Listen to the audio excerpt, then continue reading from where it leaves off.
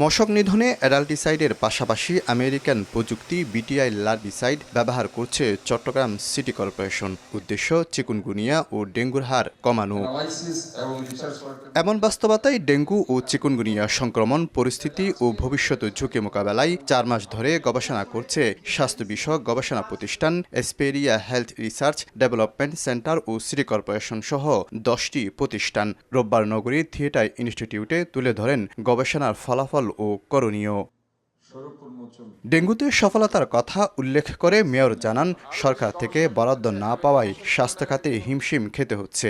18 থেকে 35 বছরের যারা ইয়াং অ্যাডাল্ট এরা হচ্ছে ডেঙ্গুতে আক্রান্ত হয়েছে সবচেয়ে বেশি। চট্টগ্রামে প্রায় 65% মানুষ মশা তাড়ানোর কোনো ব্যবস্থা নেয়নি, কারণ এটা হচ্ছে দিনের সর্বোত্তর সময়ই ডেঙ্গু মশা আপনার বা চিকুনগুনিয়া মশা কামড়াতে পারে। ডেঙ্গু জ্বরে যেমনটা মৃত্যুহার আছে, চিকুনগুনিয়াতে কিন্তু সেরকম মৃত্যুহার নেই বললেই চলে। ডেঙ্গু চিকুনগুনিয়ার জন্য আরো বেশি গবেষণা করতে চাই, আমি গবেষক করে টাকা দিতে হবে এবং এটার জন্য যদি আমি ওষুধ, যেমন বিটিআই এর একটা ওষুধ কিনেছি মশা শিকাগো, অনেক কস্টলি ওষুধ।